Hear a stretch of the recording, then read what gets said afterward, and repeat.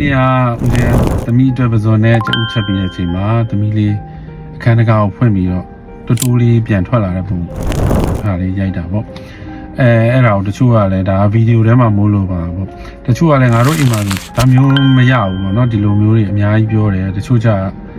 ရတဲ့လူကနည်းနည်းရှားနေတာပေါ့အဲ့ဒါလည်းဦးဇင်းတို့ရှိမှာ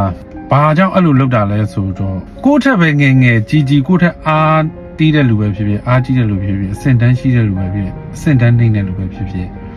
ကိုမကြိုက်တာကိုသူများမလုပ်အောင်အဲ့ဒါတော့တင်ထားတယ်ကိုအိတ်နေရင်လည်းဒီလိုမျိုးဝုန်းတိုင်းကျဲတာကိုမကြိုက်ဘူးဆိုရင်သူများအိတ်နေလည်းမလုပ်နဲ့ဟာဘယ်အချိန်ရှိပြီလဲလို့တောင်းကျမ်းတာတွေပါနေဦးဇင်းတို့အိမ်မှာမလုပ်ပါဘူး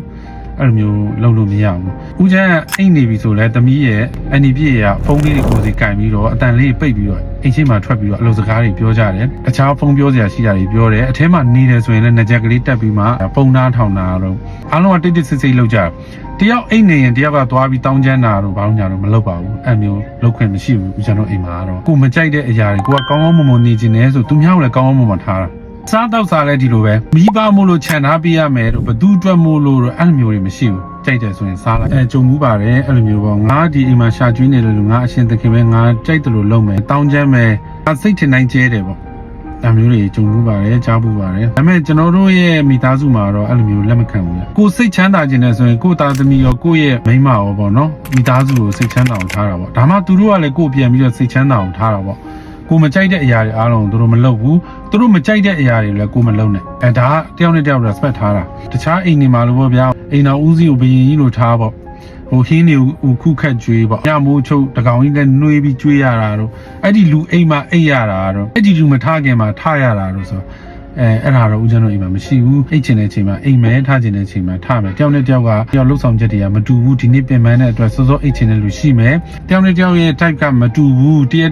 လိုအပ်နေတဲ့အိတ်ချင်ကလည်းတူမှာမဟုတ်ဘူးဗျအဲကြောင့်မို့ကျွန်တော်တို့ကအဓိကတစ်ချက်ပဲသူများအိတ်နေတဲ့အချိန်မှာမနှောက်ယှက်ဘူးသူများအစားစားနေတဲ့အချိန်မှာမနှောက်ယှက်ဘူးသူများပျော်နေတဲ့အချိန်မှာလည်းမနှောက်ယှက်ဘူးစိတ်ချမ်းသာအောင်ထားတယ်စိတ်ချမ်းသာအောင်ပဲနေပါကိုယ်လည်းစိတ်ချမ်းသာအောင်နေမယ်အဲ့လိုပုံစံနဲ့ပဲသွားတဲ့အတွက်တခြားလူတွေအမြင်မှာတော့နည်းနည်းကြောင်တောင်ဖြစ်နေတာပေါ့နော်ဒါမဖြစ်နိုင်ဘူးလို့ဒါမျိုးကအလကားလို့ပြောနေဖြစ်တာပေါ့ဒါလည်းဖြစ်နိုင်ပါတယ်ဘာလို့ကိုယ်အိမ်မှာကိုယ်နဲ့ကြိုက်မဲ့စီကန်းတွေထုတ်ကြတာပေါ့တချို့အိမ်တွေမှာလည်းအဲ့လိုလုံးမပဲရတဲ့အိမ်လည်းရှိတာပေါ့ဗျာဒီချိန်ထဒီချိန်သွားဒီချိန်စားပြန်မပြောနဲ့ငါပြောတဲ့အတိုင်းပဲလုပ်ဆိုတဲ့အိမ်တွေလည်းရှိတာပဲဒါလည်းကောင်းတာပါပဲသူ့အိမ်နဲ့သူအဆင်ပြေရဆိုရင်ပြီးရောပေါ့ကျွန်တော်တို့အိမ်မှာအဲ့လိုတွေပဲနေပါတယ်ဘာဖြစ်ဖြစ်သမီးလေးကိုဆိုလဲကျွန်တော်တို့နဲ့လိုတန်းတူပဲကိုလိုပဲခံစားပြီးမှသူမကြိုက်တဲ့အရာတွေပေါ့နော်အဲ့ဒါမလုပ်ဘူးပေါ့သူကလည်းကျွန်တော်တို့မကြိုက်တဲ့အရာတွေကိုလုပ်ခွင့်မရှိပါဘူးလောလောဆယ်အဆင်ပြေပါတယ်ခင်ဗျာအဆင်ပြေအောင်ပဲနေပါတယ်ကျေးဇူးတင်ပါတယ်ဗျ